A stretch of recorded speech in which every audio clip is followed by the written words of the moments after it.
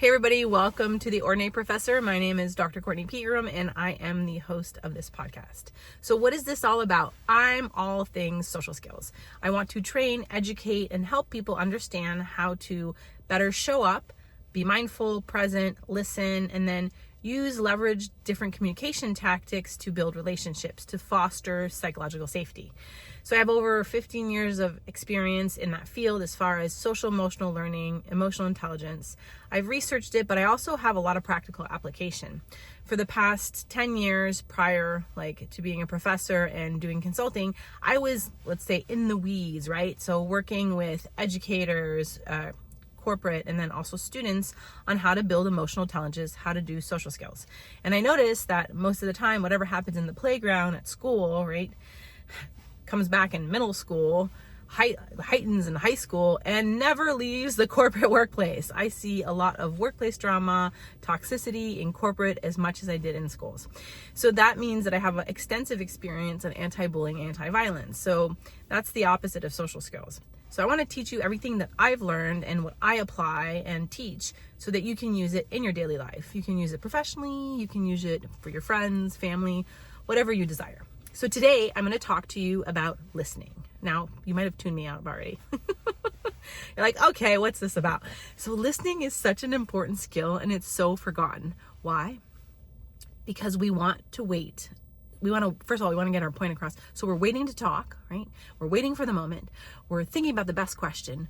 We are processing what someone is saying and trying to input our own opinion. We're judging. Or famously, we're just not even paying attention. We're on our phones or we're distracted, right? In our minds, looping thoughts, okay? So listening is the number one skill that can help you as a leader, as a parent, as a friend, as a professional. So I want to talk to you about what creates better listening opportunities and what creates situations where you're not listening. So those are called my activators, right? And then my triggers. So activators are things that would entice you to listen, that engage you. So they can be like when someone's talking about something you love, could be something that's interesting. It could be an emotion that you're drawn to and that activates you to want to listen more. It could be, if you're a caring person, empathy, right? So you're feeling a situation and you want to be helpful. Someone's asking for your advice, right? It could be an interesting topic that you're a SME on, so subject matter expert. So those could be activators, right? It could be a kind person or a type of person that you're like attracted to, that you find yourself always drawn to, and that's an activator. It could be something that you're looking to gain more information, like you're curious about or you want to learn about. Those are activators. So those are all behaviors that increase your listening. Now we have triggers. So triggers, for the purpose of just this episode and also what I'm teaching you, so this teachable moment, triggers are not as far as childhood trauma or anything like that. They're more what can entice you to stop doing something and react differently. So triggers you and it creates a negative outcome. So for the purpose of triggers here, so it'd be when you're not listening. So what triggers you? So it could be rude people, disrespect. It could be when you're overwhelmed, feeling frustrated. So it's something that comes up that creates a shutdown, right? It creates a negative emotion where you're no longer listening. So it's often behaviors that we don't like or that we are against our values, right? So for me, some of my triggers are rude people, for sure. Additionally, I stop listening when people are extremely aggressive. I'm like, can't do that. So those are some ideas and some samples of activators versus triggers. Now, here's the critical component. It's when you enter a room, a conversation, are you activated or are you triggered? Now, here's the thing that I love to say in my trainings. Sometimes I book myself back to back to back, right? So I'm like, I can totally have 5 Zooms and 2 meetings and a training session in one day. Totally normal, right? And so what happens with that is I am triggered because my calendar, so maybe 2 meetings ran over, right?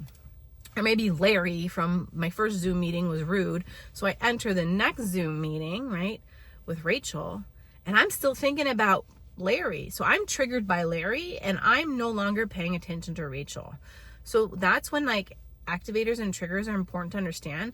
When you show up for a conversation, for feedback, for a meeting, are you still in your other meeting? Did you bring your full self to the new meeting? Or are you triggered and you're bringing your triggers into the next meeting? Because that will decrease your listening and you're not activated to pay attention. So you're missing information. So the whole meeting's a waste when you think about it.